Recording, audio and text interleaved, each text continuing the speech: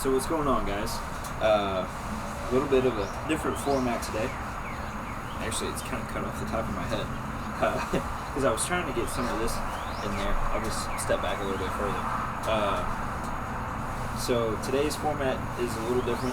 I'm running behind on my schedule because of spending family time and stuff with family. Obviously, like I said, spent some time with everybody this weekend because Easter, WrestleMania, we've been go. So things are just happening a little bit differently. Plus, I've got a bunch of other stuff that I'm trying to get done. So I got some cooks that I wanted to film to kind of help promote other stuff that I do. Plus, I like doing the cooking videos. So we're going to do several videos all at once. We're actually, if you break it down, we're doing 3 videos all at once. We're doing the Calloused podcast. We're going to be doing 2 cooking videos all at the same time. So it's going to be a lot, but it's also going to be somewhat simple. Get out of here. Cooking outside in the springtime. Alright, so I'm going to cut in front of the camera real quick. So what we've been talking about here lately is the character study of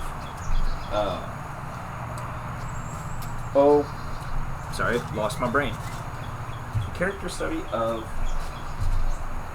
Saul, David, Samuel, and Jonathan. Basically, from here on, we don't hear a whole lot more about Samuel. David's been anointed. He's doing his thing. And so, we've pretty well come to the end of the road that I wanted to with Samuel. Samuel eventually ends up passing away, which David really doesn't get to mourn the way that he should have been able to. Basically because of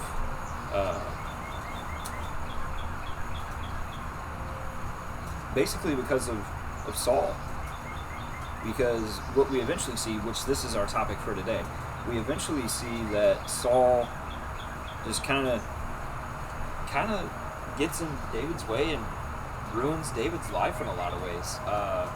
Because Saul is a very bitter man who, like we have said, has the possession of is tormented by the Spirit of God.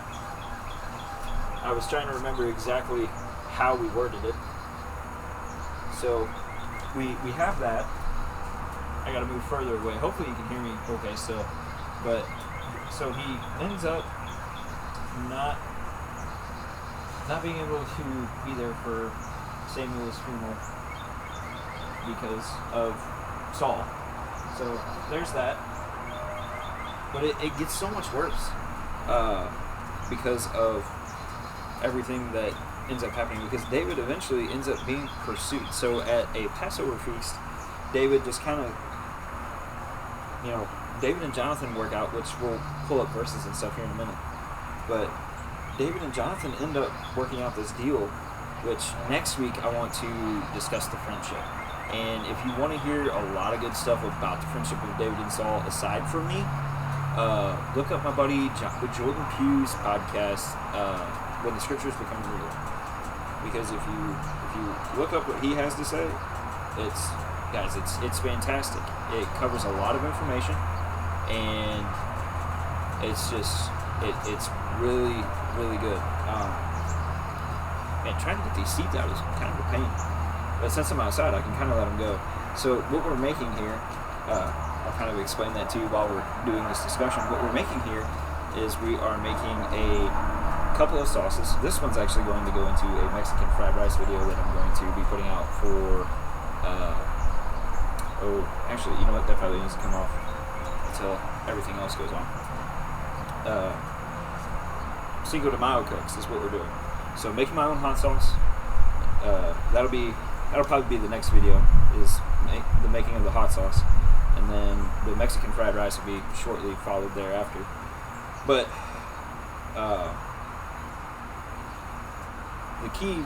the main thing right now is talking about God's word. So we have all these crazy things going on with Saul and David, because Saul's pinning David against the wall with spears, or attempting to. David's pretty agile and dodges them, but nobody wants that kind of work environment, right? Like, obviously he's a soldier for the guy, so like, why should he have to take this?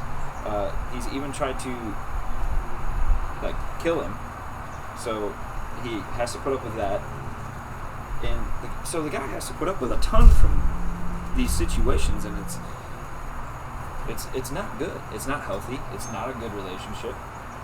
But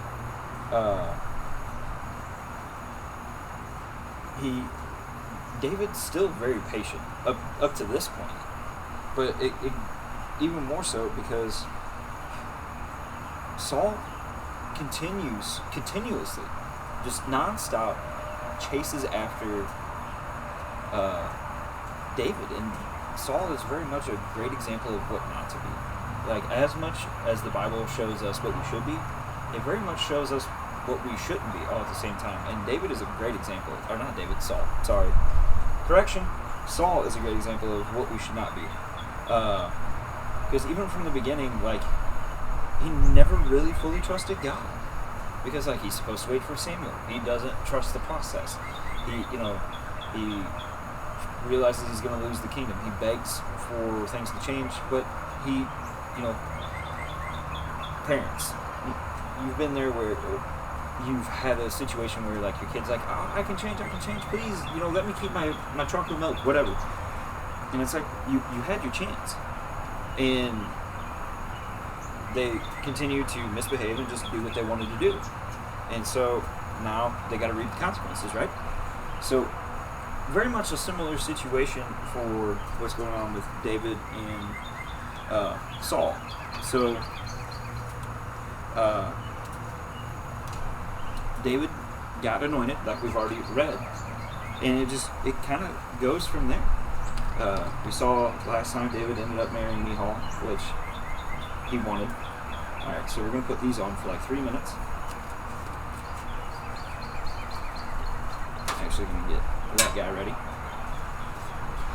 So there's all of that he had to go through, and it's just, I mean, can you imagine? That's a lot to go through. Think about what we have to go through in our regular jobs, and then you expect to, like, your boss to force you to marry his daughter, which you were okay with marrying the one, and whenever you were offered the one that you wanted, you went above and beyond, which who wouldn't if we're being offered the hand that we wanted to be offered.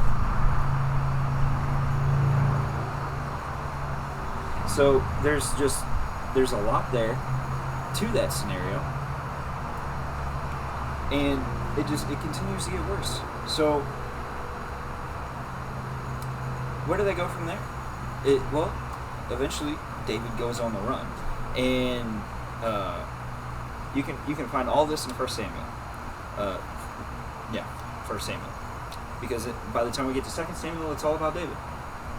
And so if you read basically from like 1 Samuel 18, or not 18 because we were in 18, all the way from like 19 all the way to the end, which that's whew, the chilies are starting to get to me.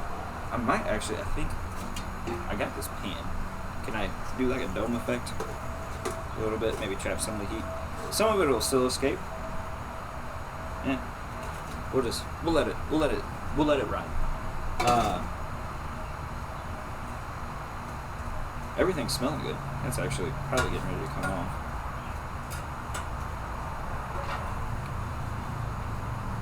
So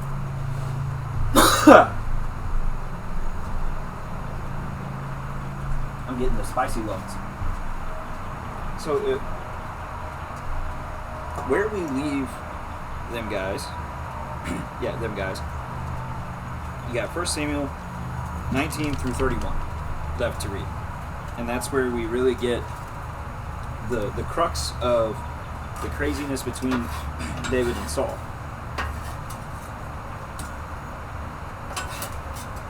So from there, it just gets wilder.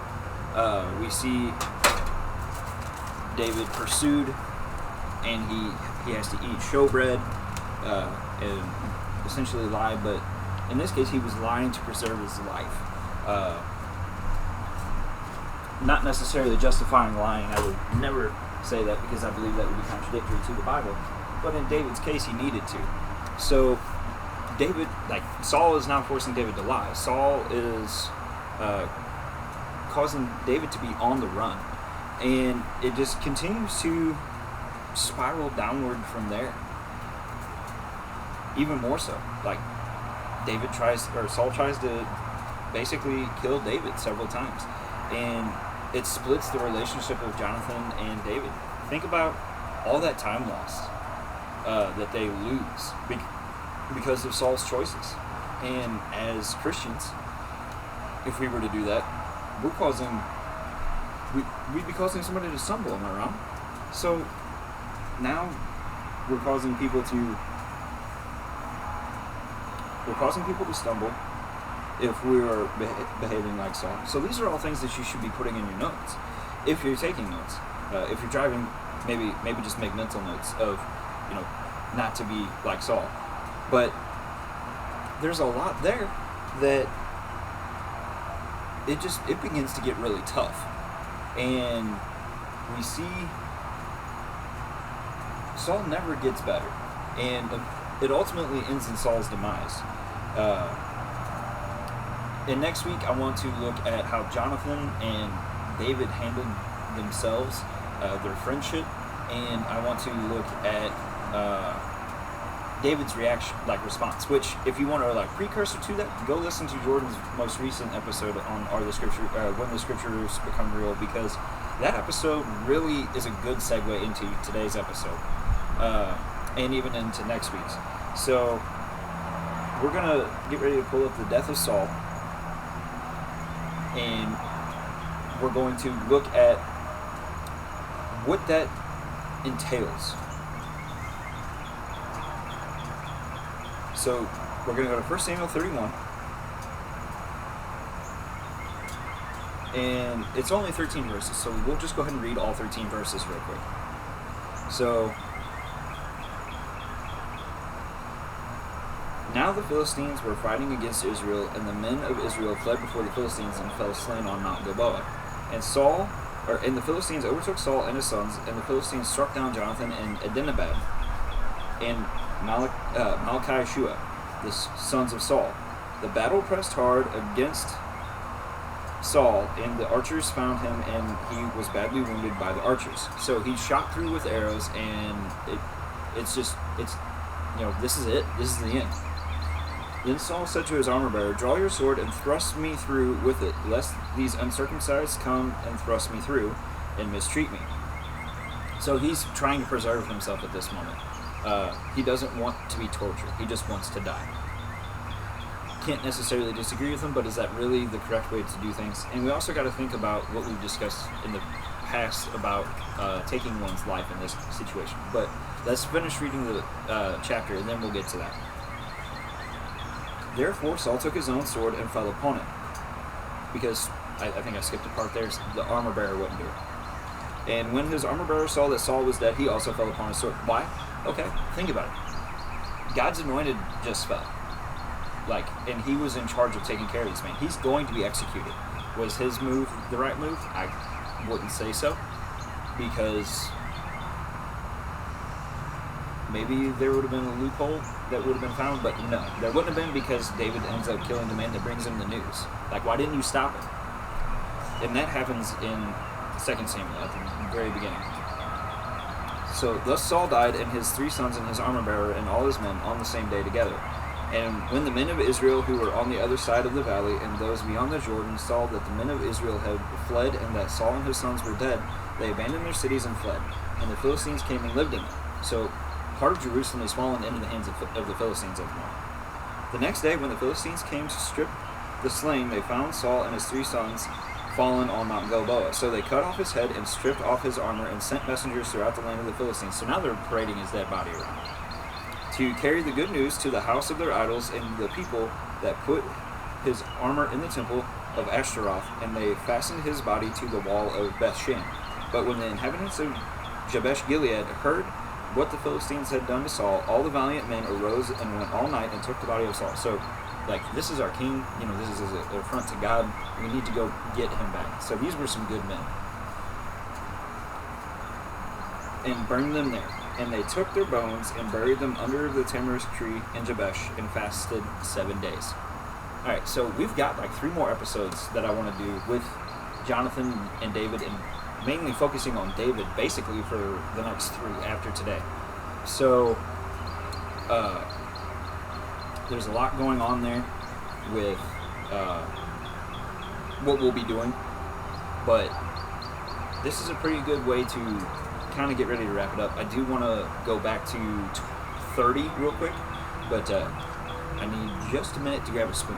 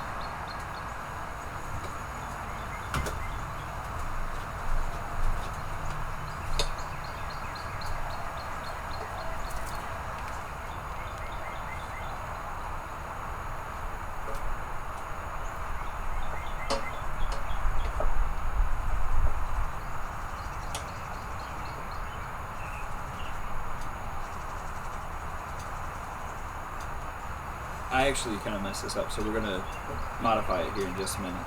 I'm very new to this sauce, so I was trying something, and sometimes things go wrong.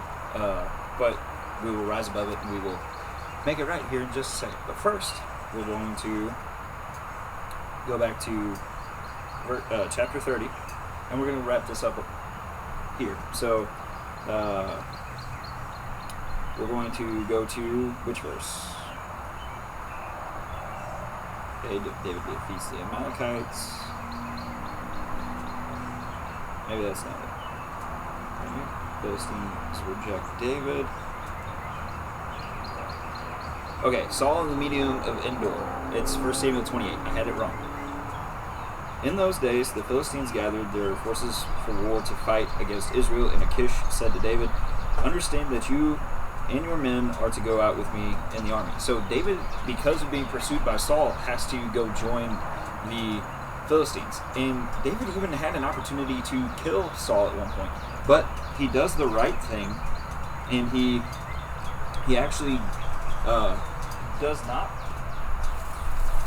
He actually does not kill David, or kill Saul, I'm sorry. He actually lets Saul live. And even shows him, hey, I had this opportunity and I did not take it. And how big of a deal is that? Like, if somebody was pursuing us and we had an opportunity to defeat them and like give us that sigh of relief, we would take it, wouldn't we? So that's a lot to think about. It's a weighty decision. It's one that shouldn't be taken lightly.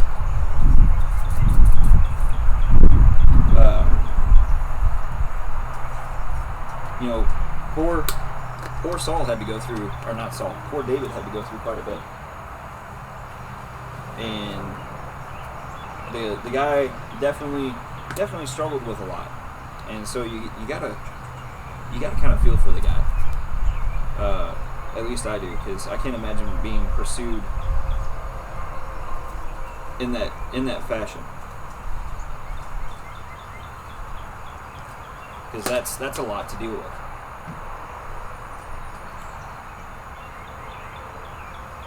So David gets the news, right? We'll just kind of skip over to that for a second. David gets the news that this has happened, and there we go. That's beginning to be the right color. Okay. So David begins to get the news that things are not well, and he's grief stricken, and he mourns the loss, and we'll get into that a lot more in the next episode. I really hope that this episode is halfway decent, just because of like recording outside and the audio may not be the best, and I've been trying to focus as much as I possibly can. I don't normally like to do it this way, but it has been very hectic for me this week, so I apologize if this is not quality, the same quality as what I normally do. But let's get to the verses that I wanted to in 1 Samuel 28.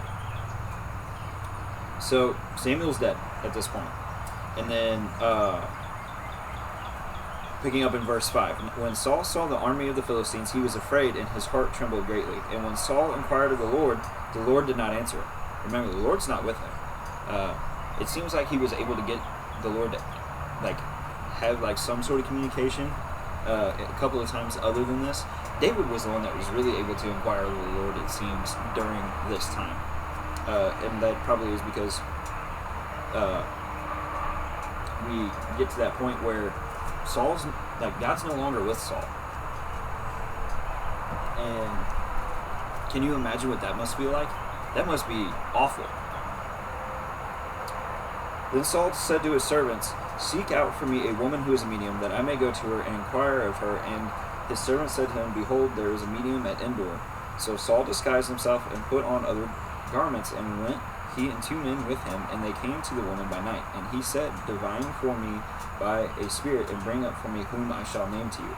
The woman said to him, "Surely you know what Saul has done, how he has cut off the mediums and necromancers from the land. Why then are you laying a trap for my life?" So Saul's stooping to very low levels right here.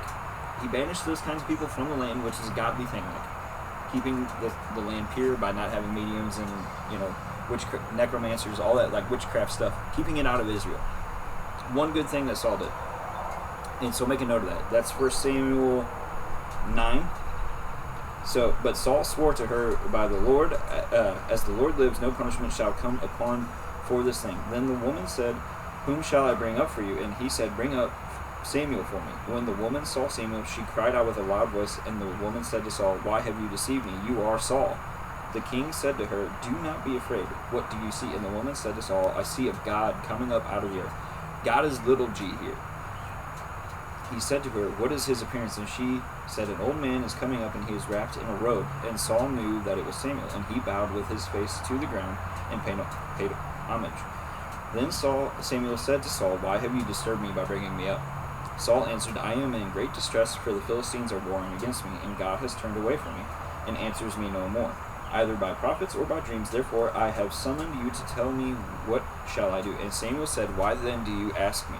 Since the Lord has turned from you and become your enemy, the Lord has done to you as he spoke by me, for the Lord has torn the kingdom out of your hand." So he reminds him of that, that we've already discussed, prior to all this, even prior to David's anointment, and given it to your neighbor David, because you did not obey the voice of the Lord and did not carry out his fierce wrath against Amalek. Therefore the Lord has done this thing to you this day. Moreover, we're going to add more to it. The Lord will give Israel also with you into the hand of the Philistines. So the country's gone, which we already saw. The Philistines ended up living in a part of Jerusalem, not Jerusalem, Israel. My apologies. And so it's already happening, and that's a lot to that's something that we need to take in and kind of dwell on and keep in our minds. Then Saul fell at once, full length on the ground, so completely laying, planking, just sprawled out, filled with fear because of the words of Samuel, and there was no strength in him, for he had eaten nothing all day and all night. And the woman came to Saul when she saw that he was terrified, and said to him, "Behold, your servant has obeyed you. I have taken my life in my hand, and I have listened to what you have said to me. Now, therefore, you also obey your servant. Let me set a morsel of bread before you, and eat, that you may have strength when you go on your way." He refused, and said, "I will not eat." But his servants, together with the woman, urged him, and he listened to their words. So he arose from the earth and sat on the bed. Now the woman had a fattened calf in the house, and she quickly killed it, and she took flour and kneaded it. So basically,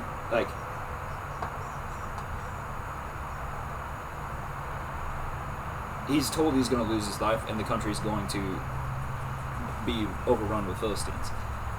Can you imagine what that felt like?